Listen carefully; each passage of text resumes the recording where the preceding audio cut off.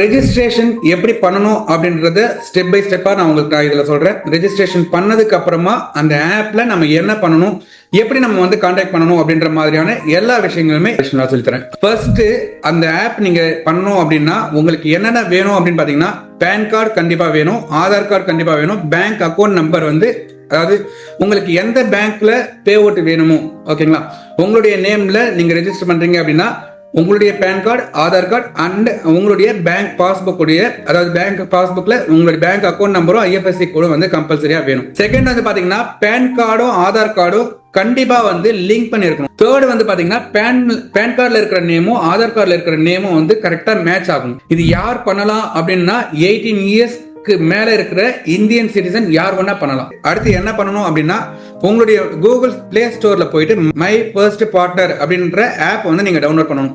IDFC first உடைய அதே logo தான் இருக்கும். அதுல வந்து அடிஷனலா இந்த சிம்பிள் இருக்கும்.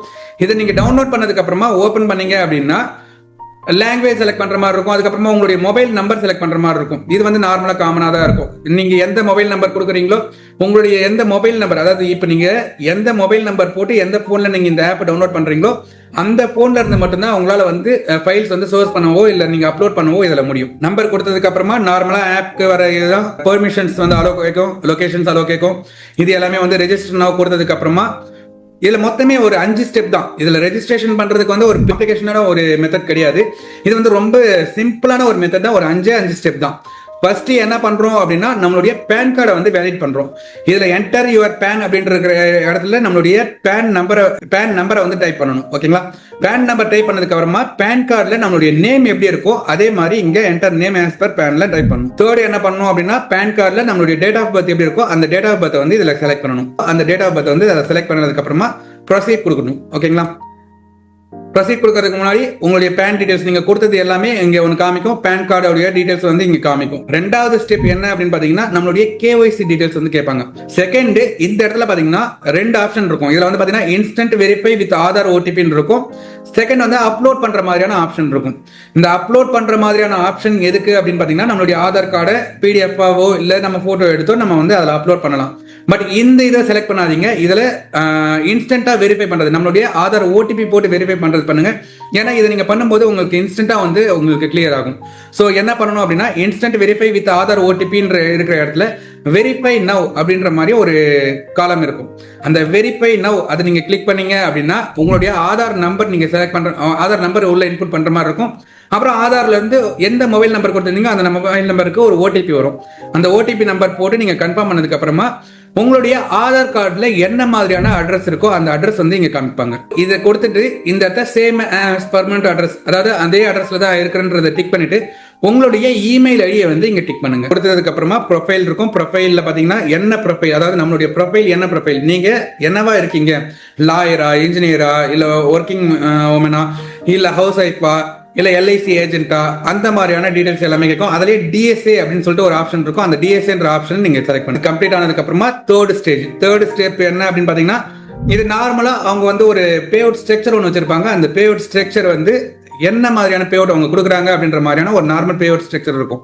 இது வந்து எல்லா கம்பெனிலுமே நீங்க அக்ரிமெண்ட் சைன் பண்ணும்போது அவங்களுடைய கரண்ட் பே அவுட் ஸ்ட்ரக்சர் என்னவோ அதை வந்து நம்ம வந்து அக்செப்ட் பண்றோம் அப்படின்ற மாதிரி ஒரு டெக்ளரேஷன் கொடுக்குற மாதிரி இருக்கும்.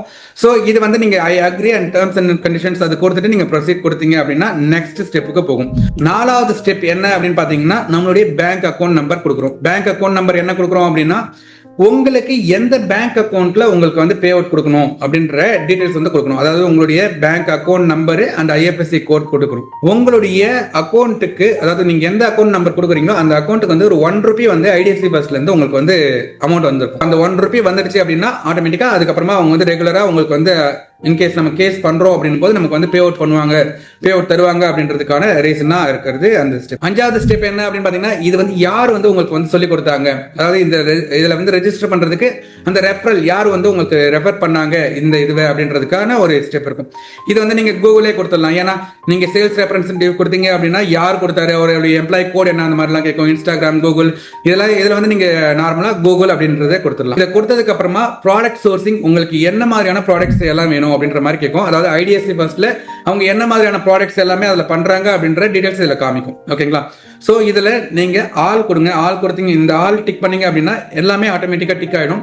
டிக் ஆனதுக்கு அப்புறமா உங்களுக்கு வந்து டன் வரும். டன் வந்ததுக்கு அப்புறமா கங்க்ராச்சுலேஷன் சொல்லிட்டு இந்த இடத்த உங்களுடைய நேம் வரும். ஓகேங்களா? நேம் வந்ததுக்கு அப்புறமா நார்மலா உங்களுடைய பின் நம்பர் போடுற மாதிரி இருக்கும். அதாவது நம்ம ஏதாவது ஒரு ஆப் நம்ம டவுன்லோட் பண்ணோம் அப்படின்னா நம்மளுடைய ஆப்குள்ள போயிட்டு நம்மளுடைய பின் நம்பர், அதாவது ஏதாவது ஒரு பின் நம்பர் போட்டு ஓப்பன் பண்ணி உள்ள போறதுக்காக இருக்கும் இல்லைங்களா?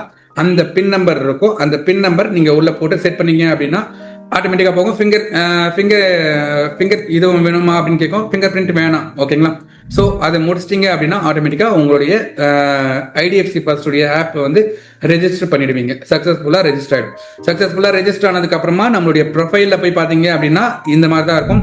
நார்மலா நம்ம ஒரு ப்ரொஃபைல் செக் பண்றோம் அப்படின்னா அந்த ரவுண்ட் பட்டன் நீங்க கிளிக் பண்றீங்க அப்படின்னா உங்களுடைய பேங்க் அக்கௌண்ட் அப்டேட் ஆயிடுச்சா, உங்க பார்ட்னர் அக்ரிமெண்ட் இருக்கும், அந்த டேர்ம்ஸ் ஆஃப் யூஸ் அப்படின்றது இருக்கும் இல்லைங்களா? இந்த இடத்த நீங்க கிளிக் பண்ணீங்க அப்படின்னா ஐடிஎஃப்சி ஃபர்ஸ்ட்டுக்கும் நமக்கும் உண்டான அந்த அக்ரிமெண்ட் இருக்கும். இதுல வந்து அந்த பார்ட்னர் அக்ரிமெண்ட் இருக்கும். அதாவது அந்த பார்ட்னர் அக்ரிமெண்ட்ல உங்களுடைய டீடைல்ஸ் ஃபுல்லாவே அவங்க வந்து கொடுத்திருப்பாங்க. ஓகேங்களா?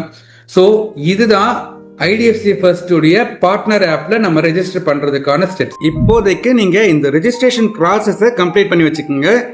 ஏன்னா இந்த சீரீஸோட முதல் 3 பார்ட்லயே இந்த பிசினஸ்க்கு தேவையான பேசிக்கான விஷயங்கள் எல்லாத்தையும் நிறைய சொல்லியிருக்கோம்.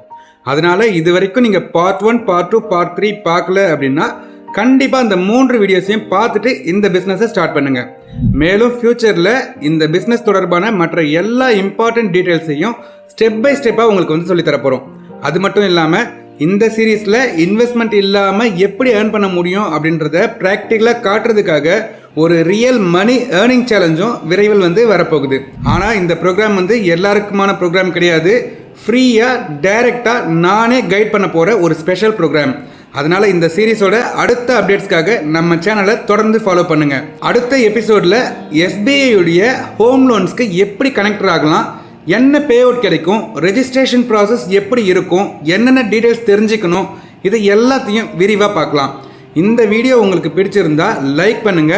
உங்களுக்கு ஏதாவது டவுட்ஸ் இருந்தால் கமெண்ட்ஸில் கேளுங்க. நன்றி.